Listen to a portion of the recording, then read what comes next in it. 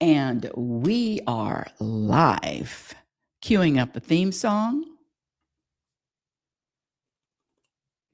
Oh, it's time to get real. Oh, yeah.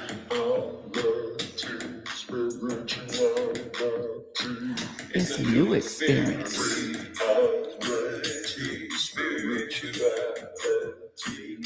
Yeah, keep your ears open for this one. You got a question for RLM?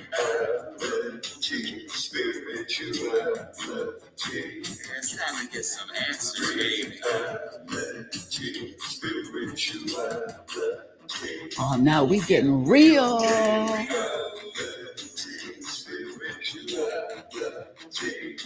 to get down.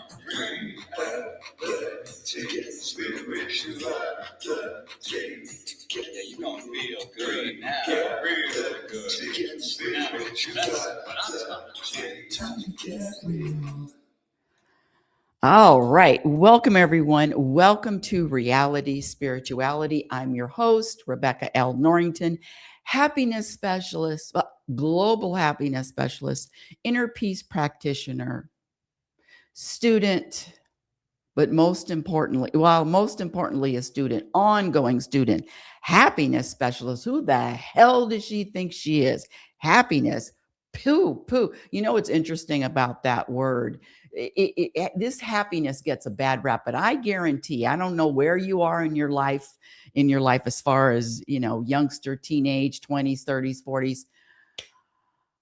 Things change and priorities change. And so the topic, the title of today's show is, what do you value? That is a serious question. And I just want to step back just a little bit, because I have a lot of people that just start listening to the show. I get emails. So let me just back up and just give you a little brief, my definition of happiness. And my definition of happiness is the ability to maintain and sustain a personal vibration, a personal energy of peace and contentment, regardless of what happens and regardless of what doesn't happen.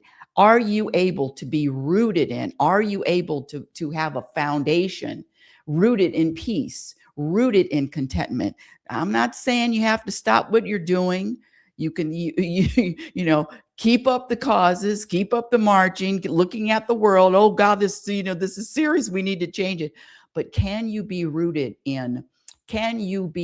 centered, rooted in peace and contentment, regardless of anything that's external? And the good news is it's a practice. Happiness, inner peace, contentment, the vibration of contentment is a practiced skill. But what do you practice? What do you practice? Good question. Thank you for asking. You practice eliminating, with patience, with time, with focus, with commitment. You practice eliminating these program behaviors that cause unhappiness. And for an example, and there's different levels of the programming. There's levels 1, level 2, level 3. And in fact, thank you. In fact, my latest book, it's called Program for Unhappiness: Exposing the Untold Truth. In this book, I list 56 program behaviors that are guaranteed to subtract from happiness. And also in this book, I list 26 behaviors that you can practice that will add to that vibration. And it is an energy. You can feel when you are flowing in the flow, when you're connected. You can feel when euphoria, you can feel it. Now, you are going to go through ups and downs. That's just life. But how do you remain? I like to use this analogy. If you are in a rowboat in the middle of the Atlantic Ocean, you're in a rowboat. And of course, the ocean is turbulent with the wind, with the waves. Say there's a tsunami, but you're in that boat, you're standing up, and you still are at peace. Because the world is unpredictable. The world is uncontrollable. But how do you keep the peace? How do you maintain peace in mind? It's just a practice, like any other practice. And if you ask me, and you just did, that's the highest. I don't care how much you obtain. I don't care how much you accomplish. It doesn't matter how much money you have in the bank. In fact, my best friend, it's interesting. He's been around more billionaires that you can count. He's a retired dignitary protection, billionaires, presidents, kings of country. And he tells me, he says, you know what? These people with everything, these people that the world would deem successful, they're just like the people that are living on the street, people that are homeless. It's in other words, the programming is real. And in fact, can we give a shout out to the people that have millions and billions of dollars, because they know the truth. They know that money isn't the answer. They know that the things that they are accumulating isn't the answer, isn't going to bring them any peace. And in fact, that just gets me to my second. I'm just going to cite this really quick. I always do this at the beginning of the show. There's a very famous study. It's called The 5 Most Common Regrets of the Dying. And it was done by a hospice nurse. And so she asked her patients that had, you can Google it. It's been probably 15 years now. And I believe she wrote a book, The 5 Most Common Regrets of the Dying. And she asked her patients, now these people that had days to live, weeks to live, months to live, what are your 5 biggest regrets? And believe it or not, the 5th regret is, I wish I would have been happier. And that's all I'm doing. That's all I'm sharing on this show, is how to experience more peace, more happiness. And it is a vibration. So forget the word, because words are triggering. Words, well, why don't you use the word joy instead of happiness? I don't like happiness. Happiness is just fleeting. I'm talking about an energy that is constant. So use whatever word feels good to you. In fact, that's another program. Talk about 56 programs. Oh, put your seatbelts on. You're not going to want to hear this. And this is why I don't have any friends. The world is programmed to believe that words are powerful. Oh God, what did she say? Words are powerful. Energy is powerful. But if you believe that a word is powerful, a word can take you here, a word can take you there, that's just an example of you being programmed. Because there was not one word when you just popped out of the womb that could offend you or hurt your feelings. So just know that even the words are a program.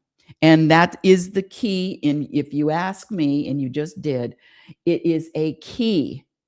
The suffering is caused by, in fact, this is one of my favorite quotes. Hold on.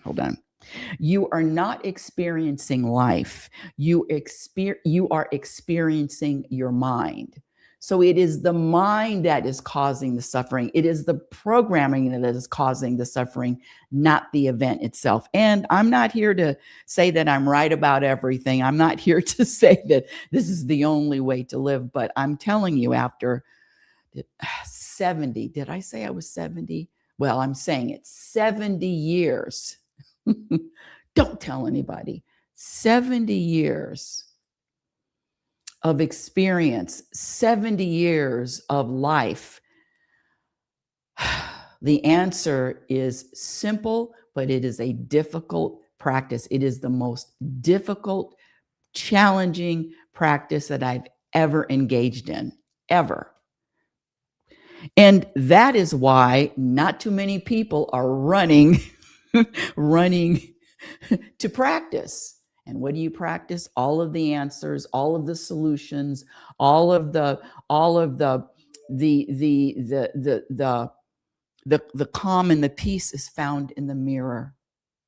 And not too many people are willing to look in the mirror and say, oh, what do I need to do? How can I change? It's not them. And this, what do you value? One of my favorite quotes is from oh crap, what's the name of the movie? Hold on. Oh, John Wick.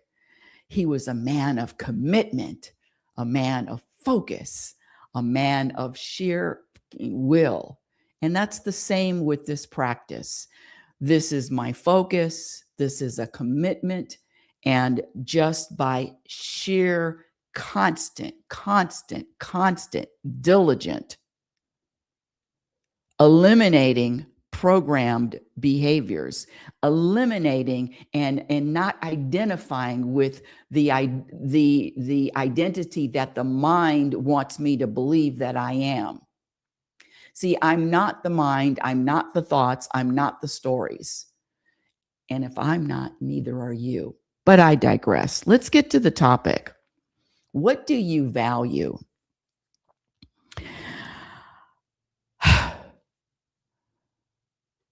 What I want to share is that usually changes with time. What I valued at 20 years old, 30 years old, 40 years old is totally different. Well, let me back up because when I was in my teens, I did want, scratch that. You know, when you blow out the candles on your birthday cake and you make a wish.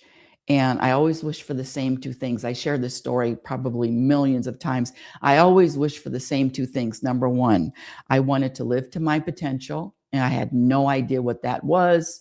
I had no specifics, just live to my potential. And number two, I wanted to be happy. And so this journey, this search, this looking for happiness has taken me to a place of knowing more than what I knew in my 20s. And the programming, I'm thinking that, yeah, you find Mr. Right, or you have a bank account with a certain amount of digits, numbers in it, or you achievements. But we all know, let me shout out to Will Smith. What's up?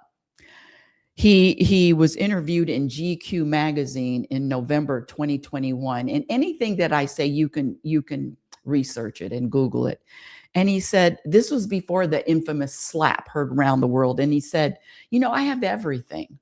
I have money, I have connections, I'm famous all over the world, people, I have awards,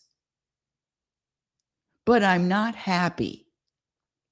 And that is the core, that is the focus, that has been the focus of my life for decades now.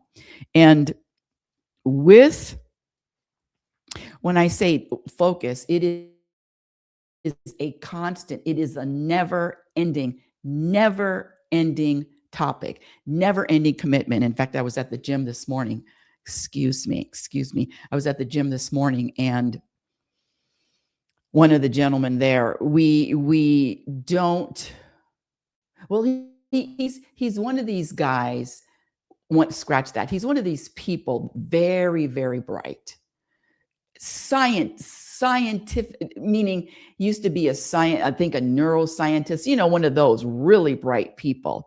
And it's interesting how, and that's also, with that comes a certain program, and with that comes there comes with that a lot of things. But what is my job? My job, or my responsibility, especially as a happiness specialist, is to accept people. I don't care where they come from or what they do or what they believe, accept all of this without judgment.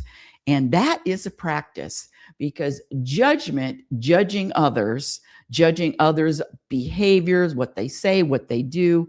I know this is very controversial, but that judgment is just another program. You weren't born knowing how to judge. So it is a learned behavior. And know this, that if you are judging others, if you are judging other people, it always comes back. It's about self-judgment first. So the judgment, speaking for myself, the judgment of, let me back up just a little bit. I used to think, I used to believe, I used to This has to be true that everybody values, everybody wants to be happy. I really believe that. Why wouldn't you want to be happy? But I've come to learn that that isn't the truth. There are people that it's just not their thing. Scratch that. It's just not their destiny. It's just not important. More things are important. More things, maybe making money, maybe health, maybe friends, maybe social media followers, whatever it is, maybe changing the world. Oh, got to uplift the world. The valuing, when I talk about what do you value, it is a question to spark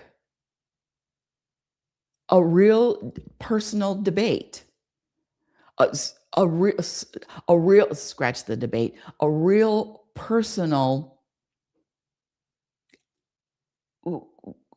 because I'm losing my words only because it's just, I'm thinking of family members. I'm thinking of people that I know, and it's just not, I mean, yeah, if I ask, you want to be happier? You want to be happy? Yeah, raise their hands. However, valuing something and practicing and changing behavior is totally, totally different. People can want to be different. In fact, one of the things that is just not true, it's a program belief that happiness is a choice. And when you are programmed, and 98% of the population is, when you are programmed, guess what? You don't have a choice. What's the choice? What does a robot have as a choice? The robot can only do what the robot is programmed to do. So that's why the focus is on the programming. And when I said 56 program behaviors, that's a lot. But let's get back to today's topic. What do you value? Well, there are a lot of people, no judgments here, describing, because there's a difference between judgment and description. So I'm just describing. There are a lot of people. In fact, I'm a recovering need to be right person. Oh my God. Oh, Rebecca, and I'm using her as a third person. Rebecca needed to be right. The program Rebecca. In fact, there's a Rebecca right now needs to be right. And you see how I distance the identity, Rebecca, the identity, from who I really am. Who I really am is God, universe, consciousness, awareness, presence, having a human experience. I know, sounds woo, just having a human experience. But what the world is programmed to believe is that we are individuals. We are all individuals and unique. And that's true. There is a uniqueness about each person, and there is a uniqueness about each journey. And there is a uniqueness about every perspective. However, when you break everything down, one of my favorite analogies is the ocean, and each individual wave can represent just an individual person. But that wave is still a part of the ocean. I am still part of the ocean, even though I'm an individual wave. And that's what I'm talking about when I say this human identity. And I get a lot of pushback from the from the humans and identifying with human. But the more I identify with the human, the more I identify with the mind, the more I identify with this Rebecca character, the less peace I feel, the less energy of peace is felt. And it is a shift, and it is a mental, it is a practice, It is constant, but I value peace more than I value anything else, including my relationship with my son, including my health. Did I say I was 70? Don't tell anybody. 70, including health, anything you would list, peace, the vibration of peace and contentment. And I'm talking about my vibration here. What am I vibrating? Because you can feel when you're vibrating an energy. And that peaceful flow, ease, energy is valued more than anything else. Anything else at any time. That's number one. It's it. That's it. It is a constant. So let me go back to the gentleman at the gym who is very bright. And Rebecca had to pop out. Rebecca had to, what did I say to him? Oh, because it's Sunday, and every Sunday, this guy says the same thing. Hey, where are all the people? Not a lot of people here. Are we the only ones in the gym? Oh, that's right. It's Sunday. And so Rebecca, listen to this. Rebecca is irritated, bothered, annoyed at that same, you follow me? At that same comment every damn Sunday. And when I allow Rebecca to drive, when I let Rebecca behave, act out, speak, behave for, I'm not going to say for me, when I allow Rebecca to speak and or behave, guess what? There's always going to be some kind of conflict. There is a difference between how the universe speaks and how a programmed individual speaks. When I say speaks, I mean communicates. And Rebecca had to make a comment. Well, that's just because we've talked about the programming before.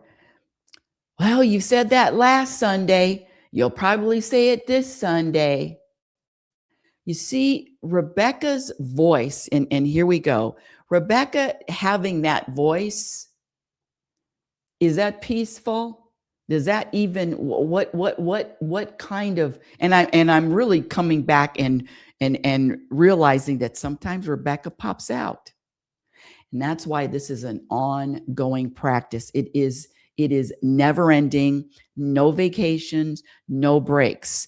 And so as soon as I said that, now, well, scratch that. As soon as Rebecca said that, now, of course, there's a shift in energy. Why do you say that? Well, because of the programming. Every Friday, people say, doing anything fun for the weekend? And every Monday, it's, hey, how was your weekend? Was it a great weekend?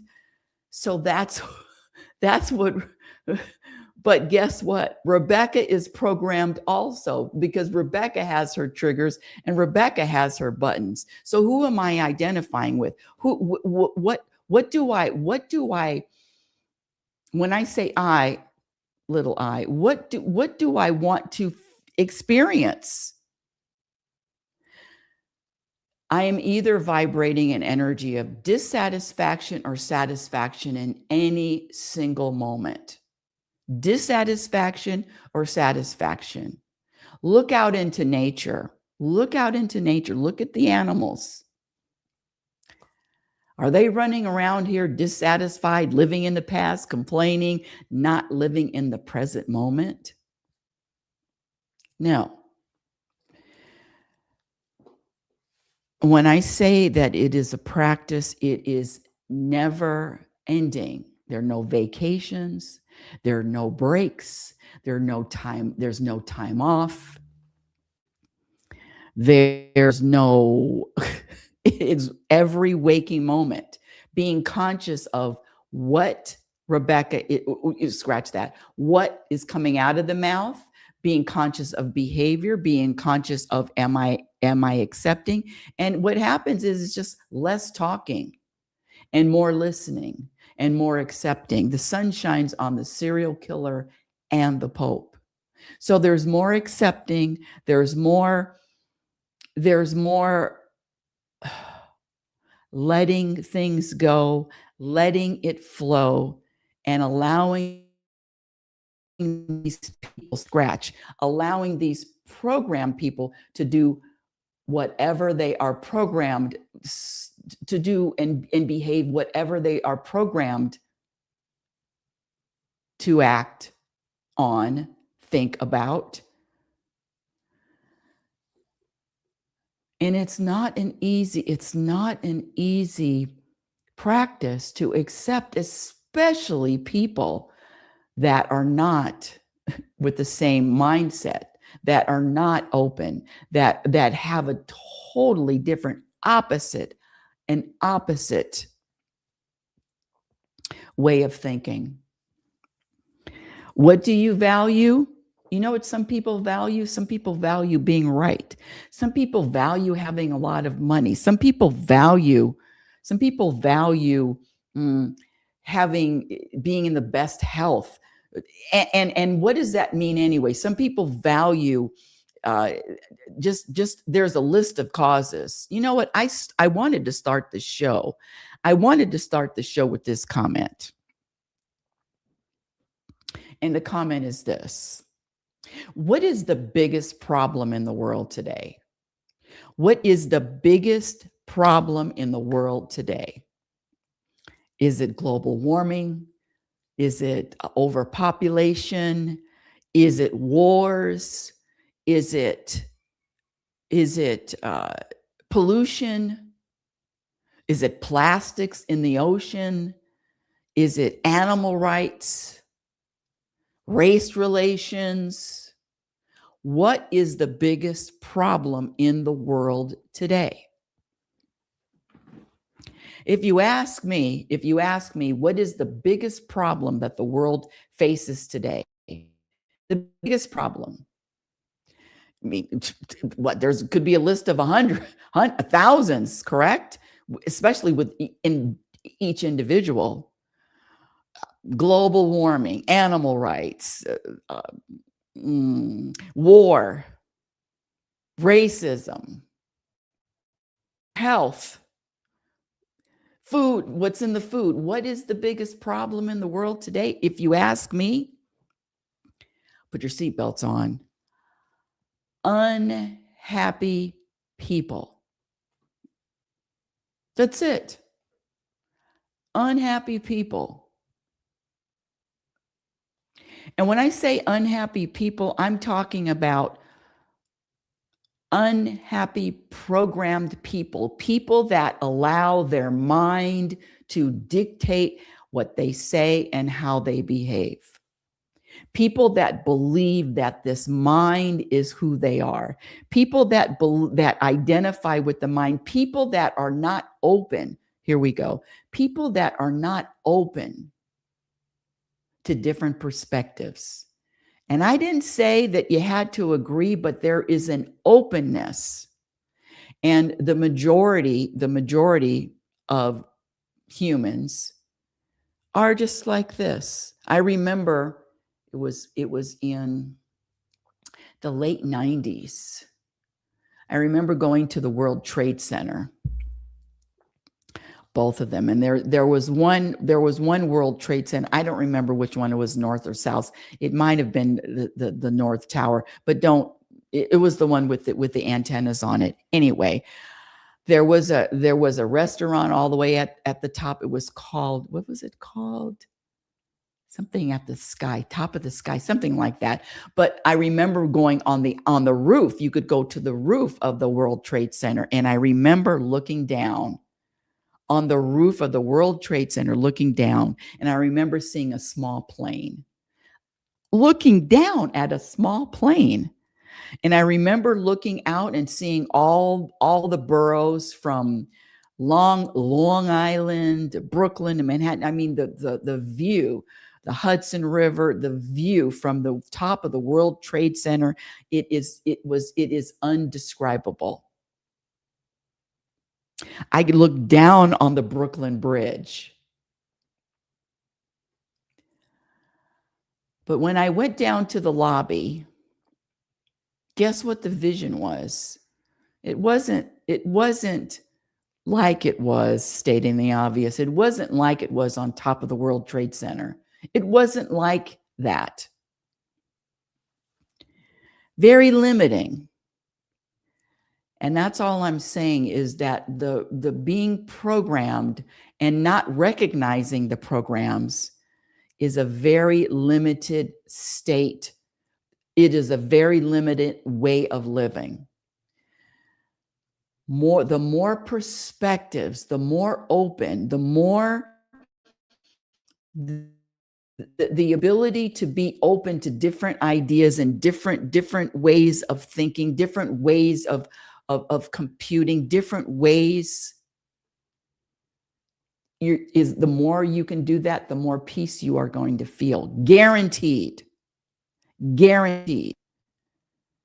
The more open, the more perspectives. In fact, that's another program, is only managing to have one perspective about any topic. One perspective. It is very limiting. The programming is very limiting. And that's why the practice is to transcend the programming, transcend the beliefs, transcend the program beliefs, transcend. It is a constant. Let's say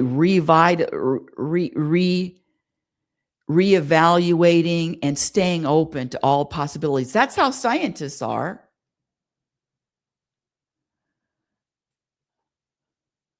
Not everybody, but I'm just saying, scientists, especially when they're coming up with a new concept, Einstein had to stay open to different ways of thinking. I mean, the being open is just an opportunity to be able to experience more peace. The openness. Oh, you mean I'm only thinking of it one way? And I'll tell you this, that the mind can only come up with one perspective. Ask it. Ask the mind to come up with a different perspective. So when I ask you, what do you value? That's a question that only you can answer. But I'll tell you this, what I value is how much peace I can experience before I breathe my last breath.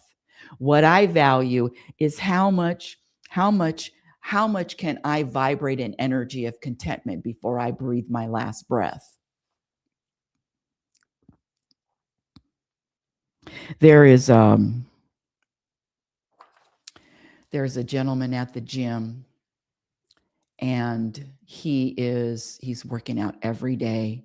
He's very, very, very thin. And I had a conversation with him probably about a month ago, and he was telling me that he had liver cancer, has liver cancer. It's in remission right now. But with that discovery and with the chemo and with all of the I mean, it was years, the fear. Liver cancer is not an easy one to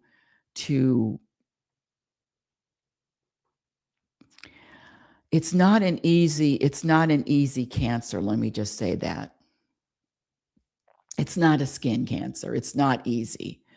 It is a challenge. And he was explaining to me all of his challenges over the last few years. And he says, but I'm never going to give up. He's at the gym every day. Not only that, this guy can do an inverted off of an incline, a bench that's inclined.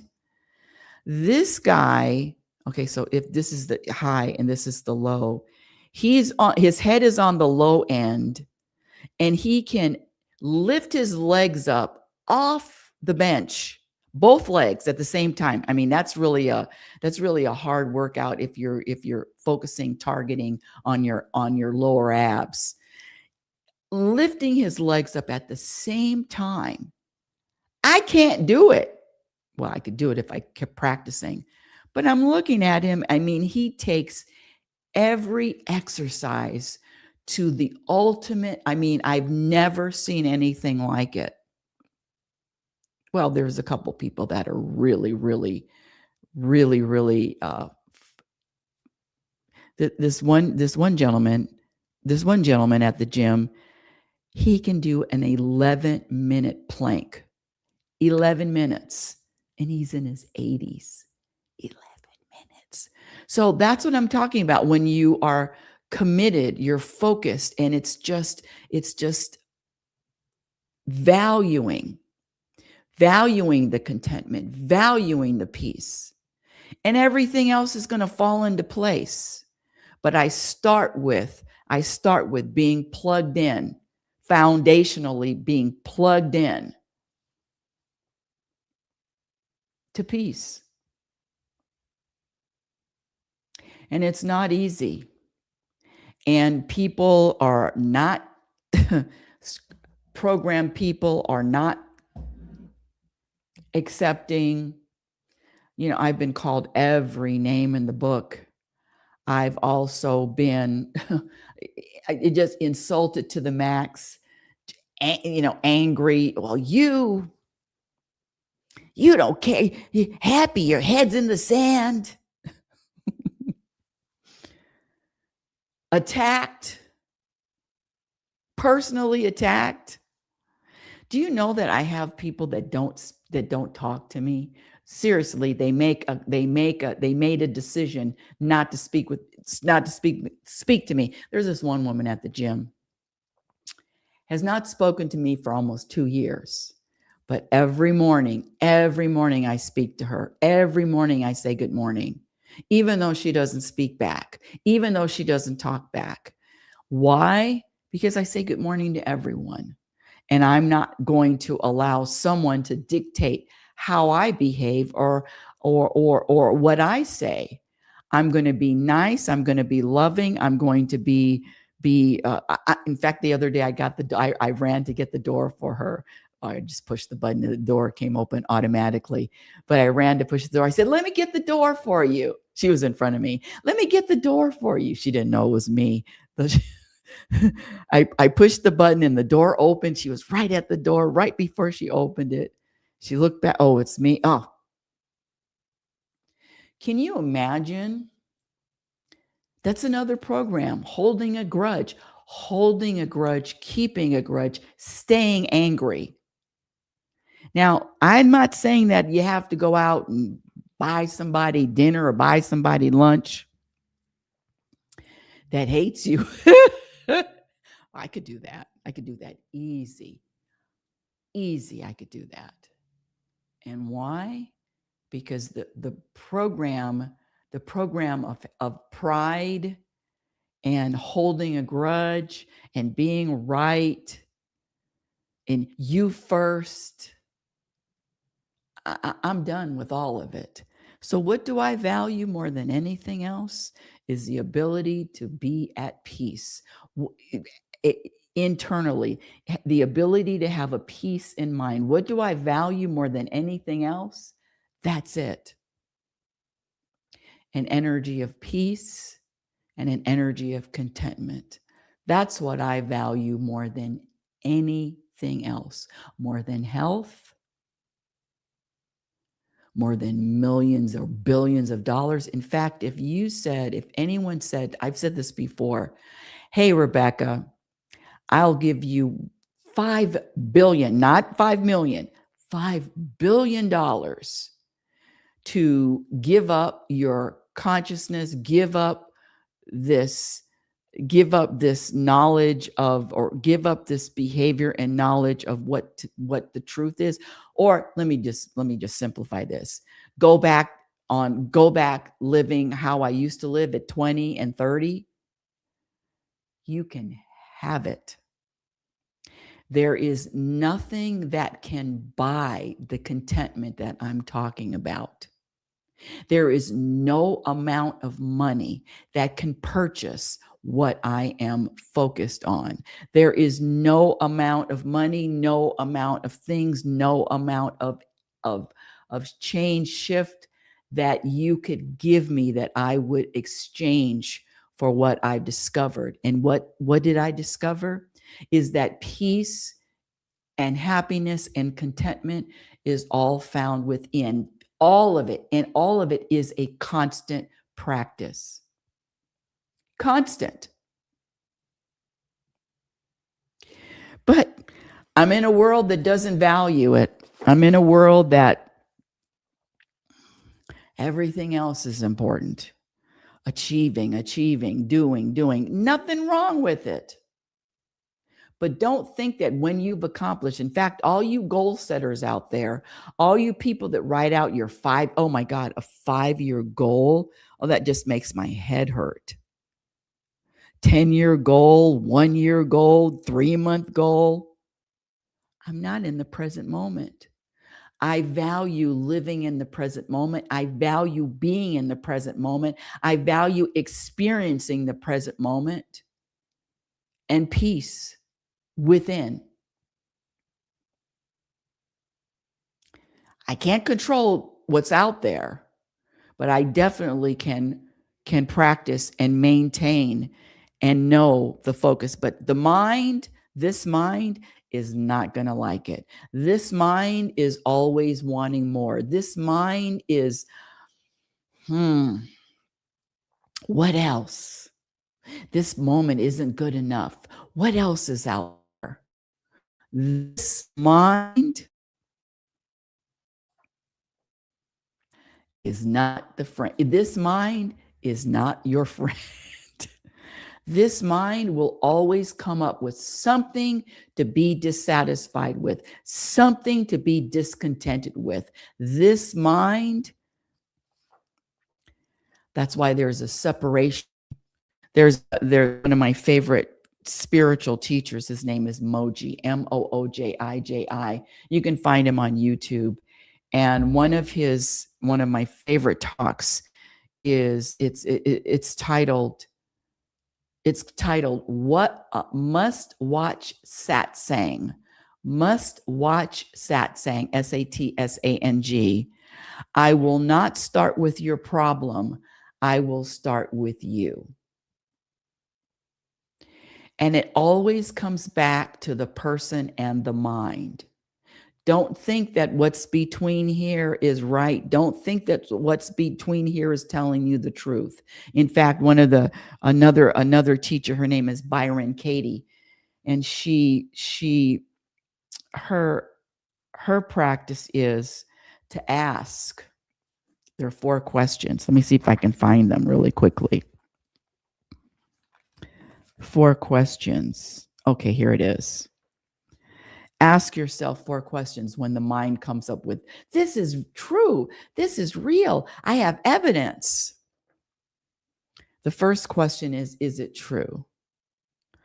The second question is, can you absolutely be sure that it's true? Whatever your thought is, can you be sure that it's true?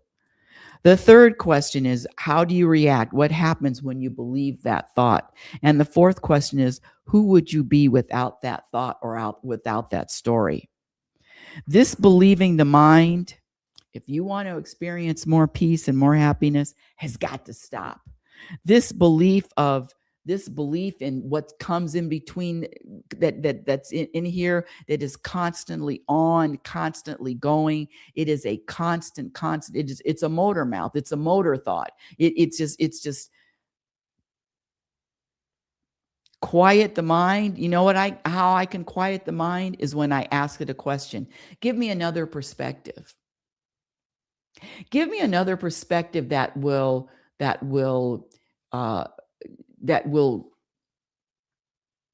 let me know that there's a different way of looking at it, another perspective, a perspective that is good.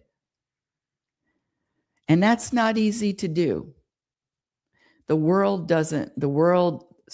program world does not want to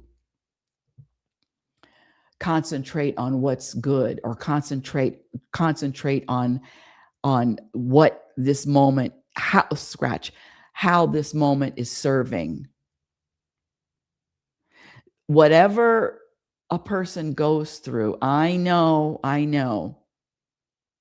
Let me come back to me. Whatever I've gone through, whatever I'm going through, everything had a purpose. And what was the purpose? Is for me to transcend the programming. For me for when I say me, it's me. Transcend the programming, transcend who I used to be and what I used to believe and how I used to behave. Get to another level. Oh, I used to something would snap. Give you an example. This was decades of buttons being triggered, decades of annoyance, decades. And at 70, not 1 year sooner, at 70 years old, guess what? I can listen to a stupid question at the bank and answer it. Hey, how's your day going? I can listen to stupid questions without blowing a gasket.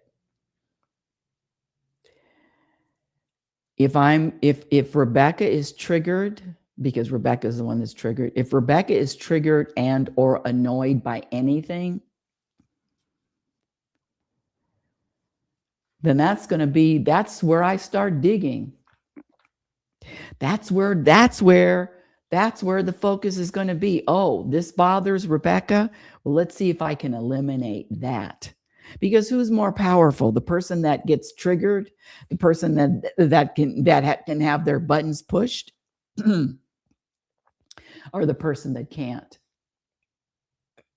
Who's more powerful? The person that can be offended with words, or the person that have their feelings hurt with a word, or the one that can't?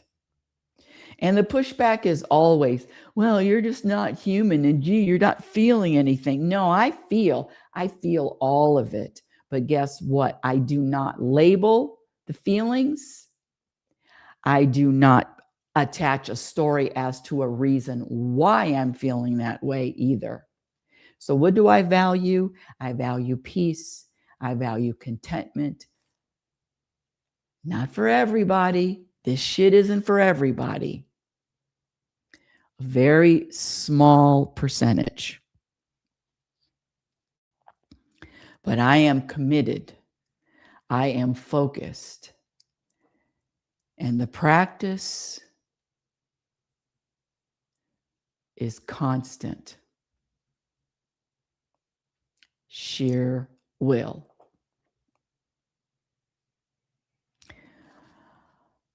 Well, that's the end of today's show.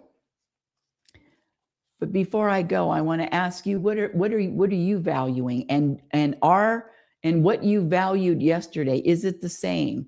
And do you feel like what you value is bringing you any peace? Do you think that what you value is bringing you any peace? And I'm going to get the whole, well, peace is it.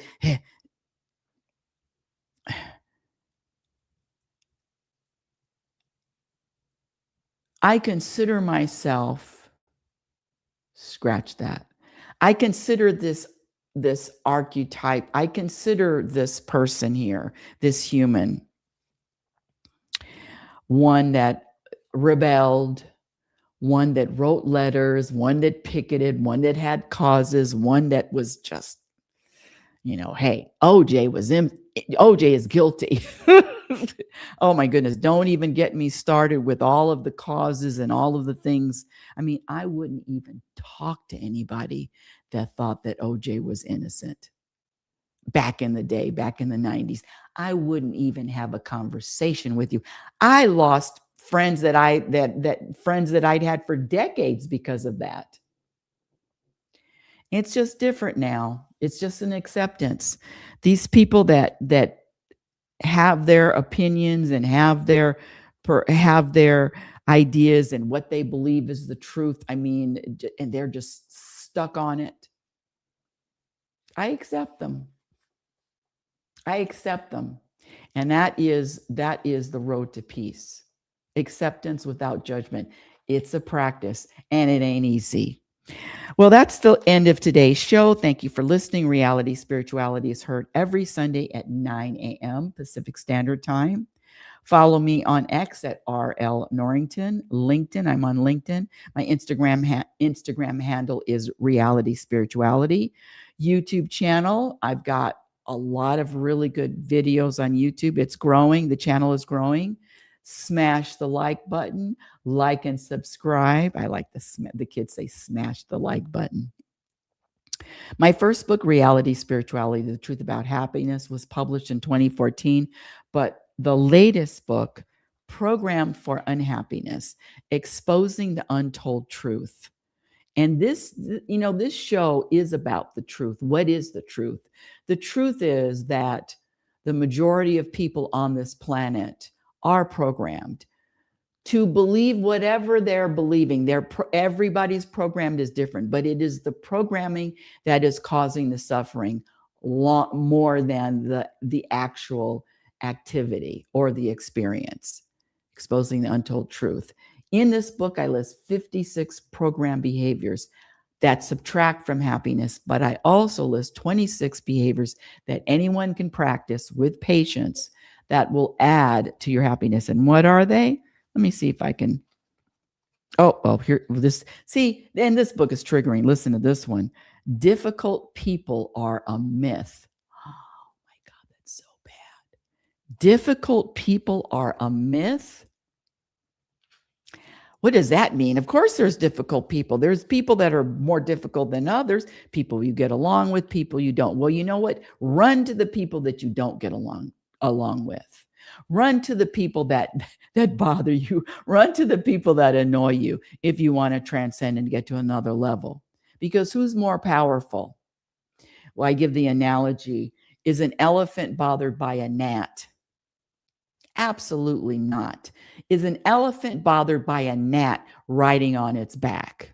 No, an elephant isn't bothered by a gnat riding on its back. That's why it's the responsibility of the individual to grow, to continue to grow. So a gnat is going to be, so these annoying people, what the program says, annoying people, I wish somebody could annoy me.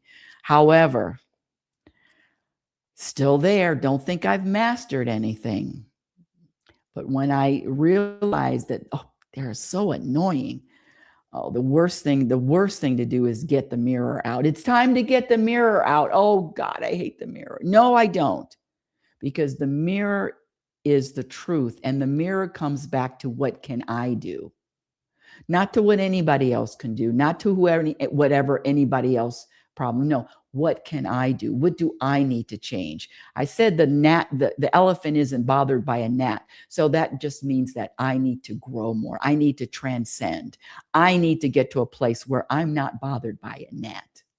Annoying person, I wish. Still a practice. So until next week, my dear audience, I want you to remember who you are. You are a physical extension of the universe. You are conscious energy having a human experience. You're always evolving, always changing, always growing.